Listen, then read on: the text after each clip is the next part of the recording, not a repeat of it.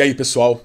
Hoje nós vamos estudar a fotossíntese, um processo que possibilita a transformação de matéria inorgânica em matéria orgânica, utilizando a luz como fonte de energia.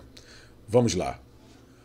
A fotossíntese é um fenômeno bioquímico no qual determinados seres vivos podem transformar energia da luz em energia química. Nesse processo, esses seres vivos transformam matéria inorgânica em matéria orgânica, seres capazes de sintetizar matéria orgânica a partir de matéria inorgânica, utilizando como energia a luz. Existe uma grande diversidade de organismos fotossintetizantes. E essa diversidade vai desde bactérias, passando por organismos procariontes unicelulares, como as euglenas, as algas e os vegetais. Em seres eucariontes, o processo de fotossíntese ocorre em organelas chamadas cloroplastos. E os cloroplastos, assim como as mitocôndrias, têm origem evolutiva endossimbiótica, explicada pela teoria da endossimbiose, proposta pela cientista estadunidense Lynn Margulis. Segundo essa teoria, no caso das mitocôndrias, a célula eucariótica ancestral teria fagocitado um organismo procarionte capaz de usar o oxigênio na quebra da glicose na respiração celular, e esse organismo não teria sido digerido. O organismo então passa a viver no interior da célula, ambos são favorecidos e evoluem então as mitocôndrias. No caso dos cloroplastos, a história foi semelhante. A célula eucariótica ancestral teria fagocitado um organismo procarionte capaz de usar a energia da luz para produzir matéria orgânica a partir de matéria inorgânica. Esse organismo não foi digerido e passa a viver também como simbionte. Como o processo foi vantajoso para os dois organismos, a seleção natural favoreceu esse tipo de interação. A teoria explica, então, dentre outras coisas, por que cloroplastos e mitocôndrias possuem membrana dupla. A membrana interna seria a membrana plasmática do organismo, que foi fagocitado, e a membrana externa seria a membrana da fagocitose. Essa teoria da Margulis é fortemente fundamentada por análises genéticas de DNA de mitocôndrias e DNA de cloroplastos, que por possuírem DNA são capazes de se reproduzir dentro da célula. Vamos ver então, de maneira geral, como funciona o processo de fotossíntese. Um ser fotossintetizante, um vegetal como essa árvore, precisa basicamente de 3 elementos para fazer fotossíntese: a luz como fonte de energia, o CO2, o gás carbônico, como fonte de carbono, e a água como fonte de hidrogênio. O processo de fotossíntese vai utilizar a energia da luz para construir matéria orgânica a partir de matéria inorgânica, como CO2 e água.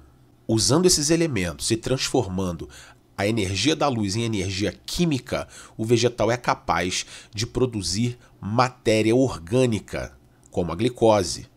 No caso desses vegetais, a estrutura responsável pela fotossíntese é predominantemente a folha. É nas folhas que se localizam as células com a maior concentração das organelas que fazem fotossíntese, que são os cloroplastos. O cloroplasto é formado basicamente por uma membrana dupla, uma matriz gelatinosa chamada de estroma, semelhante ao citoplasma da célula, onde se localizam ali os ribossomos, o material genético do cloroplasto, e essas dobras de membrana interna chamadas de tilacoides.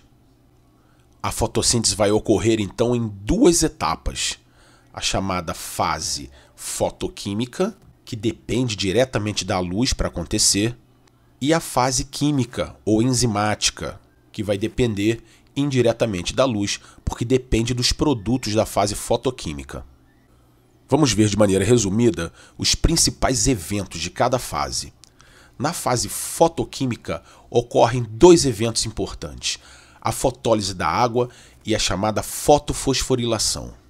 E esses eventos dependem diretamente da energia da luz, que vai quebrar moléculas de água na fotólise e excitar os elétrons da clorofila na fotofosforilação. As moléculas de clorofila que estão localizadas nos tilacoides do cloroplasto, que são essas dobras de membrana. As moléculas de clorofila ficam associadas à membrana dos tilacoides. Na fotólise da água, as moléculas de água são quebradas em íons de hidrogênio e oxigênio. Também são liberados, logicamente, elétrons nesse processo. Esses elétrons podem recompor moléculas de clorofila em determinados tipos de fotofosforilação.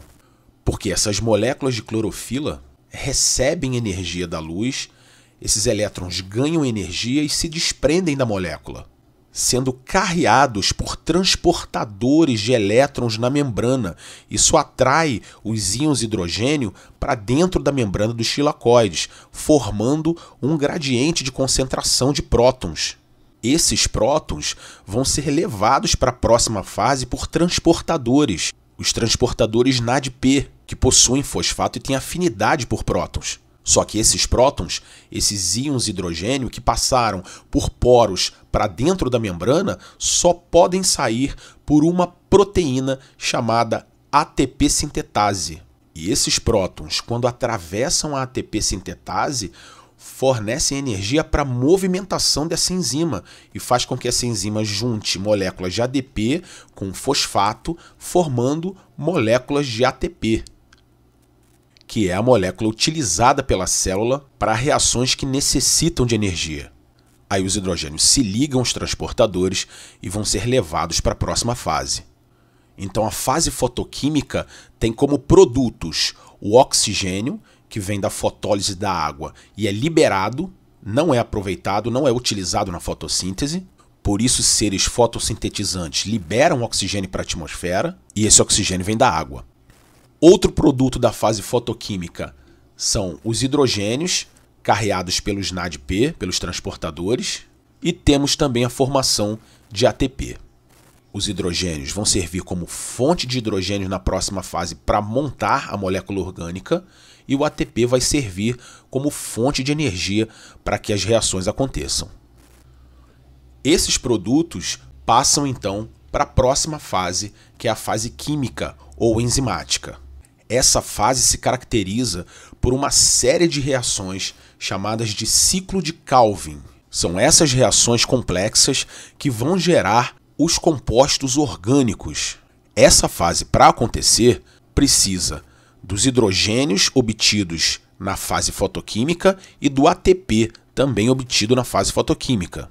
E também do gás carbônico absorvido do meio ambiente. O gás carbônico, o CO2, serve como fonte de carbono. Então as moléculas de NADPH2 servem como fonte de hidrogênio no ciclo de Calvin. Essas moléculas perdem hidrogênios no ciclo e podem ser novamente utilizadas na fase fotoquímica. As moléculas de ATP servem como fonte de energia para que as reações ocorram, são transformadas novamente em ADP mais fosfato e podem ser reutilizadas, retransformadas em ATP na fase fotoquímica. E o CO2 vai servir como fonte de carbono. Nós dizemos que o carbono é fixado e vai fazer parte de uma molécula orgânica. Essa fixação é feita por uma enzima, a enzima mais abundante das plantas, chamada de ribulose 1,5-bifosfato carboxilase oxigenase, conhecido também pelo apelido rubisco. É a rubisco que vai fazer a fixação do carbono do CO2 na molécula orgânica em formação. E aí, após uma série de reações complexas do ciclo de Calvin, é formada a matéria orgânica, como a molécula de glicose, e a partir dessas moléculas mais simples, o vegetal é capaz de formar outras moléculas, absorvendo o nitrogênio do solo, formando proteínas, lipídios e outras substâncias, como substâncias estruturais, polímeros da glicose, como a celulose, como substâncias de reserva, também polímero da glicose, que é o amido, substância de reserva vegetal. Então, nesse processo de fotossíntese, esses seres são capazes de, a partir de matéria inorgânica, como CO2 e água, formar substâncias orgânicas complexas. Para isso, a energia da luz tem que ser transformada em energia química, em ATP, e a energia do ATP é utilizada para que as reações aconteçam e a matéria orgânica seja construída. A fotossíntese tem grande importância para a vida na Terra. É base para a grande maioria das cadeias alimentares do planeta. É importante que você relacione a fotossíntese com o processo de respiração celular. Tirem dúvidas com seus mediadores. Obrigado pela atenção de todos e até a próxima.